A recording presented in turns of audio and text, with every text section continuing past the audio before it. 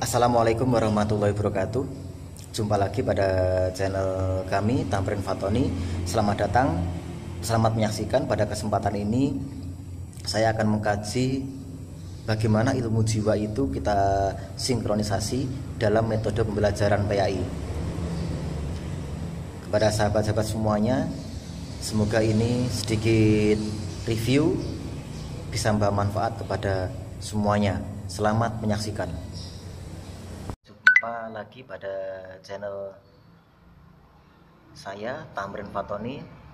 Langsung aja, pada kesempatan ini kita akan mengkaji ilmu belajar dalam metodologi pengajaran pendidikan agama Islam.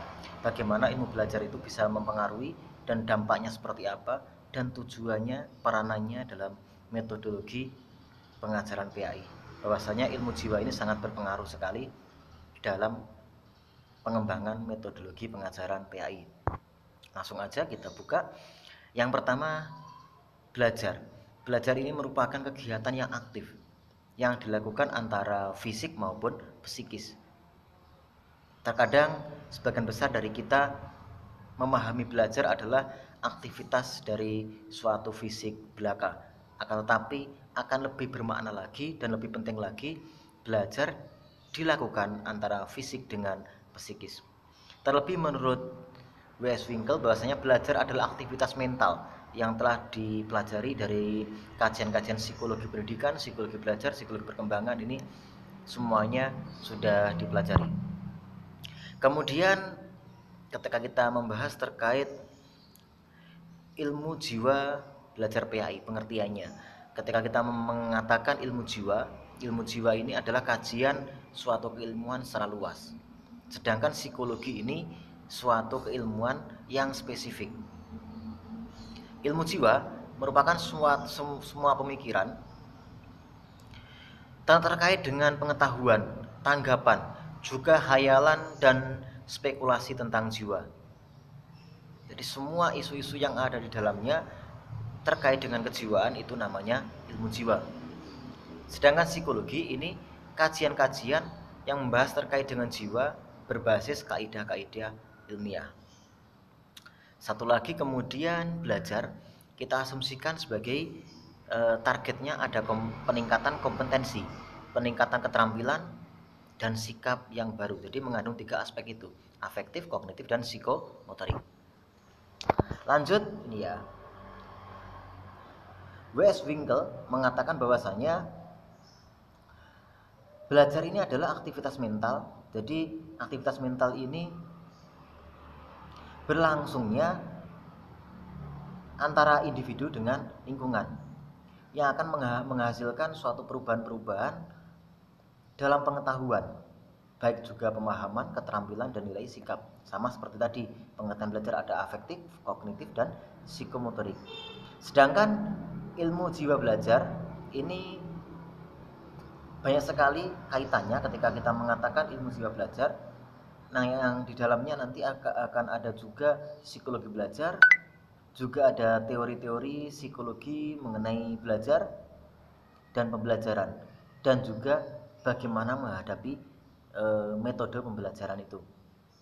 Sekarang kita kerucutkan ilmu belajar atau psikologi belajar dalam perspektif PAI, yaitu suatu teori psikologi yang mana itu mengkaji terkait dengan belajar atau pembelajaran yang khususnya ini diranahkan atau dianalisa berbasis pendidikan agama Islam.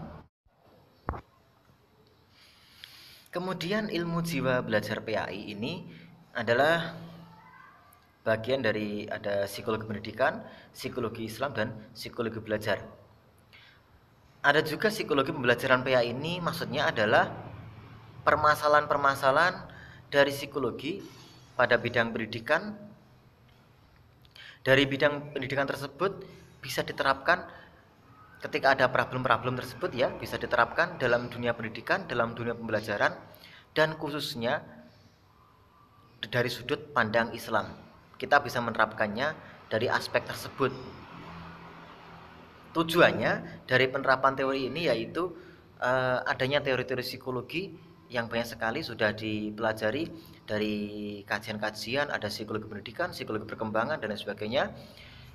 Ini akan mengkaji isu-isu permasalahan jiwa dalam pembelajaran PAI.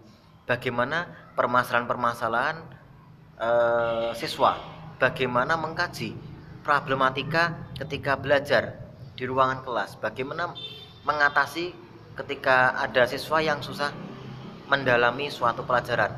Makanya membutuhkan suatu metode yang akan berbeda dan metode-metode yang baru yang khususnya diperuntukkan untuk kebutuhan siswa. Sedangkan ilmu belajar, jiwa belajar dalam metodologi pengajaran PAI bisa saya simpulkan yaitu seorang guru yang profesional hendaknya bisa mampu ya wajib menerapkan berbagai metodologi pembelajaran dalam pembelajaran PAI perspektif kebutuhan siswa dari perspektif psikologi.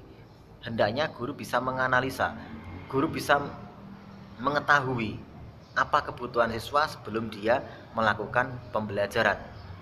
Metode apa yang paling pas digunakan untuk pembelajaran berbasis analisis kejiwaan yang telah dipelajari tersebut. Oke, cukup sekian. Semoga bermanfaat. Sekian dari saya. Assalamualaikum warahmatullahi wabarakatuh.